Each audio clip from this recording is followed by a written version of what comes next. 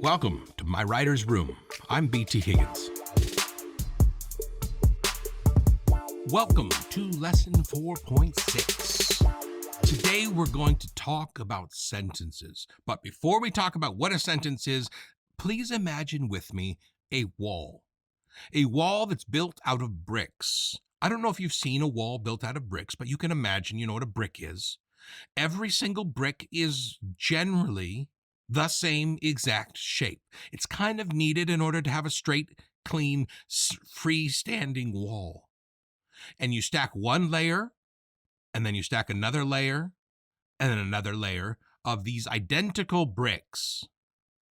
When it comes to writing, we don't want to write that way. Now, sure, every sentence is going to stack up on the next sentence to kind of build the piece of writing, as if the wall is a piece of writing. But we don't want every brick to be the same. If we do, what we will get is not a great, strong story, but we're going to get the most boring piece of writing in the world.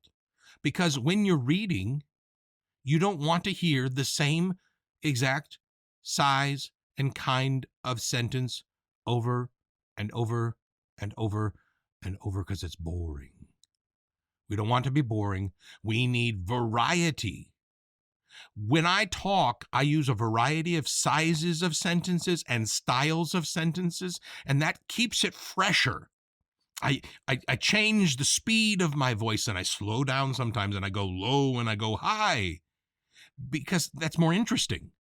A wall made up of all kinds of sizes and kinds of bricks is not going to be a good wall. But a piece of writing that is will be stronger. It will be more interesting. So today we're going to talk about that building block, that brick of writing, which is basically the sentence. That's the building block of all your stuff, is a sentence. There are basically 4 types of sentences. You can have a simple sentence, which is just basic subject, verb, real simple. Let me see if I've got a definition of it. I think I've got a definition of it here somewhere. A simple sentence contains just a subject and a verb. It expresses a single, complete thought that can stand on its own. That's the short stuff. It doesn't have a whole bunch of extra stuff added on. Then you've got compound sentences. Now, a compound sentence is 2 independent clauses. Now, a clause is like a part of a sentence. An independent clause is part of a sentence that can stand alone, so that could be its own sentence, but because of the subject and the verb, it kind of it expresses its own thought, but it goes well with this other one. So you put 2 of those together, you compound those 2 sentences, and it's basically 2 simple sentences glued together. Usually they're joined or glued together with a word like and or but or so or yet or for, that kind of thing. Those kind of glue the 2 simple sentences together, and that makes compound sentences. That's another variation. So you can have a short, simple sentence, or you can glue a couple together into a sentence, and just that makes 2 different feelings. A sentence can have a feeling and a rhythm and a length, and just having 2 different ones lets you skip back and forth. The reader, it's kind of like music. They hear a different feel, a different music with each kind of sentence, and so it's good to switch between them. But even if you just switch, simple sentence, compound, simple sentence, compound, simple sentence, compound, it'll get boring. You want almost to make it random. All right. The next kind of sentence is complex sentences. It is what it says it is. A complex sentence is an independent clause joined by 1 or more dependent clauses. Now, independent just means it can stand on its own if you wanted it to. But then you glue on or join a couple of dependent clauses, meaning they're missing, probably a subject. So they couldn't stand on their own and be a correct sentence. But if you glued them on, you can kind of make a complex sentence that can be interesting. You can glue on clauses and make things really complex. And some people make all of their sentences super complex, and they sound super smart. And guess what? You lose your reader unless your reader is also super smart. In fact, what I've noticed is for college level papers and graduate level papers, they try to make their sentences super complex all the time, and they want to put in all of the words that are difficult to know, almost like they're trying to make their writing only available to smart people. And I don't really like that.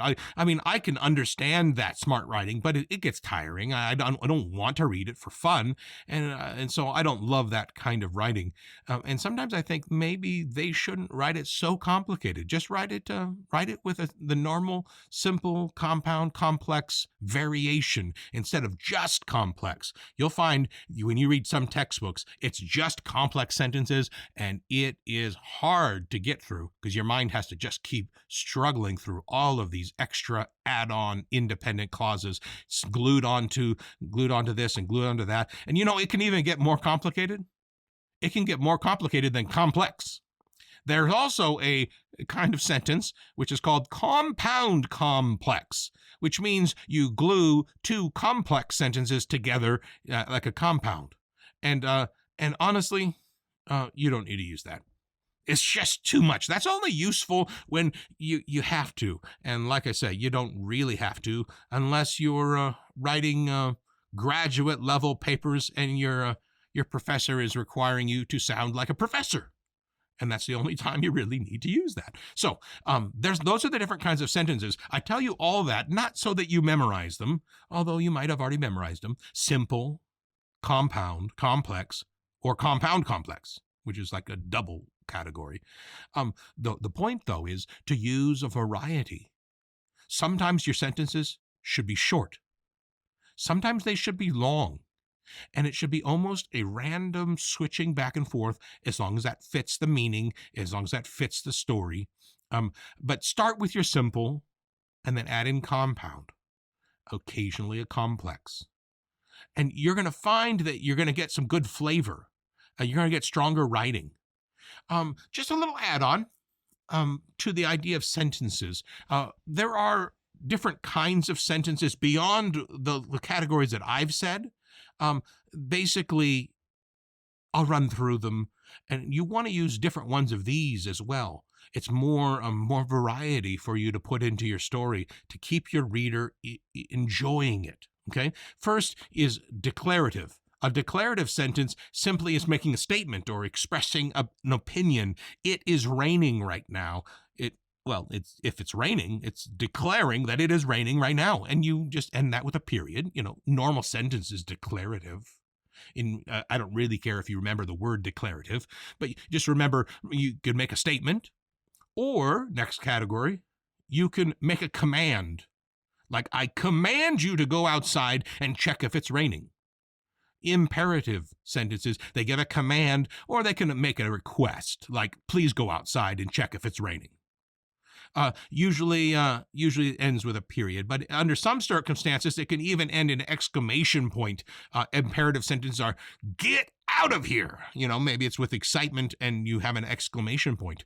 Sometimes you want to use that exclamation point for the commands and the requests. And then there's another kind of sentence, which is when you're wondering something. Is it raining outside? Interrogative sentences are questions, ending in question marks. And those are really good, I find, when I'm writing articles. I'll express an idea and then ask a question as if I was standing right next to my reader. What do you think about that idea? Question mark. And even though they're just reading it, their mind will say, well, I think it was dumb, or I think that's awesome, or they'll give the answer for the question in their mind. And so essentially their mind answered the question, even though they didn't do it out loud. And it makes it feel like they're involved more. Okay. Now, these interrogative question sentences often begin with like who, or what, where, when, how, why, or those kinds of words. Those are question words, and you want to throw some of those in. Now, you can't throw it in all the time, but using some of it adds flavor. The idea is variety. Okay. Last one, exclamatory sentences. An exclamatory sentence is a sentence that expresses great emotion, such as excitement, surprise, happiness, and anger, and ends with an exclamation point. Super awesome! Exclamation point. All right. There's lots of choices and we can dig deep in this. Mostly what I care about for this is how do I use this building block of writing so that I can write better? And the lesson that I want you to know is use variety. Don't make it too complicated. If it's too complicated so your reader has to struggle, then your only readers you're going to have are people who either like to struggle or are really smart and can read those sentences easily. So don't make it too complicated. Use variety, and you're going to have a good, strong piece of writing. All right, let your sentencing begin.